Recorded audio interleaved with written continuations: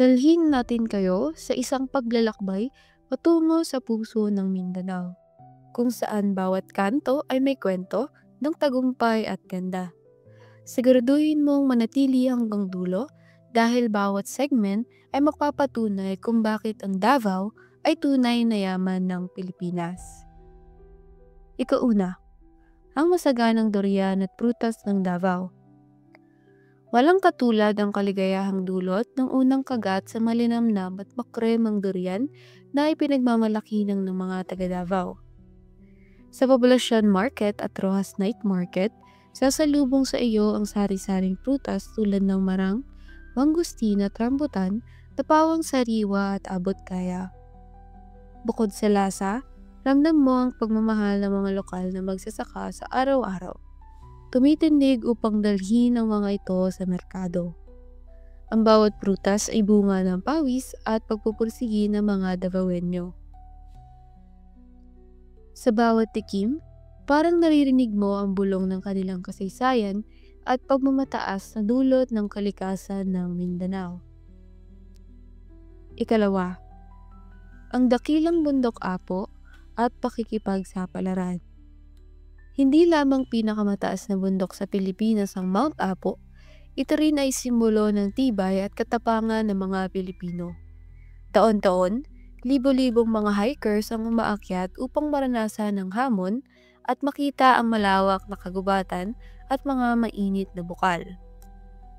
Sa bawat bakbang, sa gilid ng kabundukan, makikita mo ang mga endemic na halaman at hayop na tanging sa Davao lamang masisilayan. Hindi lang basta pag-akyat, ito ay isang spiritual na paglalakbay na magpaparamdam sa iyo ng tunay na pagka-Filipino. Kapag narating mo ang tutok, tila hawak mo na rin ang tagumpay ng buong bansa sa iyong mga kamay. Ikatlo, mahigpit na kapayapaan at kaayusan ng lungsod. Sikat ang Davao bilang isa sa pinakadisiplinadong lungsod sa buong bansa. Mahigpit na ipinapatupad ang anti-smoking ordinance at liquor ban upang mapanatiling ligtas at malinis ang kapaligiran. Kapansin-pansin ang kalinisan ng mga kasalsada at disiplina ng mga motorista na bihirang makikita sa ibang lugar. Kahit sa gabi, maraming residente at turista ang malayang namamasyal dahil sa mataas na antas ng seguridad. Ito ang patunay na kapag nagkaisa ang mamamayan at pamahalaan, kayang-kaya nating abutin ang isang maayos at mapayapang Pilipinas. Ikaapat, Philippine Eagle Center at pangangalaga sa kalikasan. Sa Philippine Eagle Center, masisilayan mo ang kagandahan ng haring agila na sagisag ng lakas ng ating bansa. Mahigit 30 agila ang inaalagaan at pinangangalagaan upang mapanatili ang kanilang lahi. Mula sa malawak na aviary hanggang sa edukasyonal na programa, mararamdaman mo ang dedikasyon ng mga tagapag-alaga sa bawat kilos. Makikita mo ang koneksyon ng mga Davaoenyo sa kalikasan at ang kanilang hindi matitinag na pagnanais na protektahan ang yaman ng bansa. Sa bawat paglipad ng agila sa himpapawid, para kang nakikitang muli ang pagtaas ng dangal ng mga Pilipino. Ikalima, Makulay na Kadayawan Festival. Taon-taon, sumasabog ang kulay, tugtugin at saya sa mga kalye ng Davao tuwing ginaganap ang Kadayawan Festival. Ipinagdiriwang nito ang kasaganahan ng ani at ang pagkakaisa ng 11 katutubong tribo sa rehiyon. Makikita mo ang makukulay na kasuotan ng mga tribo habang sumasayaw sa saliw ng tradisyonal na tambol. Hindi basta pista.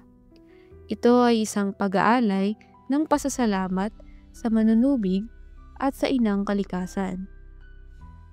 Sa bawat ngiti ng mga kalahok, ramdam mo ang malalim na pagmamalaki bilang Pilipino at ang yaman ng ating kultura. Ika-6, pinakasariwang seafood at produkto sa palengke. Sa Bangkerohan Public Market, sasalubong sa iyo ang hilera ng mga sariwang tuna, hipon, alimango at iba pang uri ng isda na bagong hango mula sa dagat. Dalang-dala ng mga mangingisda ang kanilang huling tuwing umaga. Kaya't siguradong sariwa at malasa. Mura, ngunit de kalidad ang bawat putahe. Kaya't hindi mo kailangang gumastos ng malaki upang malasahan ng tunay na sarap ng Davao. Maraming lokal na karenderya ang naghahain ng tinolang isda at inihaw na tuna na siguradong tatatak sa iyong alaala. Ang bawat plato ay parang paalala ng yaman ng karagatan ay biyayang ipinagkaloob sa mga Pilipino. Ikapito, banana export capital ng Pilipinas. Hindi matatawaran ng kontribusyon ng Davao sa ekonomiya ng bansa bilang pangunahing exporter ng saging sa buong mundo. Makikita sa mga malalawak na plantasyon sa Tagum at Panabo ang luntiang kabukiran na tila walang katapusan. Araw-araw, libo-libong kahon ng saging ang ikinakalahakal papunta sa iba't ibang kontinente. Dahil dito, libo-libong pamilya ang nagkakaroon ng stable na kabuhayan. Sa bawat kumpol ng saging, dala nito ang tatak ng kasipagan at sipag ng mga Pilipino. Ikawalo, makulay na kultura ng mga katutubong tribo. Buhay na buhay sa Davao ang kultura ng mga Mandaya, Bagobo at Ata Manobo. Sa mga barangay, makikita mo pa rin ang kanilang mga tradisyonal na bahay na gawa sa kawayan at nipa. Ang kanilang mga kasuotan ay may masalimuot na disenyo na hinabi gamit ang makalumang teknolohiya. Hindi lamang sa kasuotan, maging sa pananaw sa buhay nila, ramdam ang kanilang paggalang sa lupa at kalikasan. Ito ang naging mahalagang pinagkukunan ng karunungan at inspirasyon para sa modernong henerasyon ng Pilipino. Ikasyam, mga pampang at puting buhangin ng Samal Island. Mula sa Davao City Pier, isang maikling biyahe lang at mararating mo na ang mga malaparaisong isla ng Samal. Dito matatagpuan ang malinaw na tubig at pinong buhangin na hinahanap-hanap ng bawat bakasyonista. Tampok ang Kaputian Beach at Montfort Bat Sanctuary na siyang tahanan ng pinakamalaking kolonya ng fruit bats sa mundo. May mga resort na tahimik at simple, na bagay para sa mga gustong magpahinga at magmuni-muni. Sa pagtanaw mo sa pagsalubong ng araw, mapapaisip ka na napakalaking ganda ang isinilang sa ating bayang Pilipinas. Ikasampu, disaster resilient at sustainable na lungsod. Hindi lang sa kagandahan ng kultura nangunguna ang Davao, kundi pati sa kahandaan laban sa sakuna. May mga modernong disaster response centers at mabilis ang koordinasyon ng mga ahensya kapag may kalamidad. May mga zoning regulations na mahigpit na sinusunod upang masiguro ang kaligtasan ng mga residente.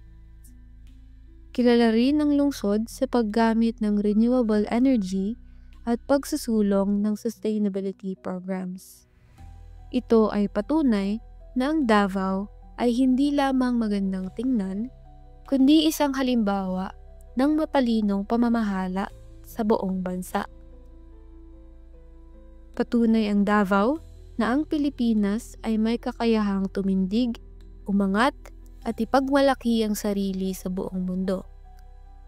Sana'y nagsilbing inspirasyon ng bawat segment upang mas mahalin mo pa ang ating bayan at itaguyod ang mga yaman na taglay natin.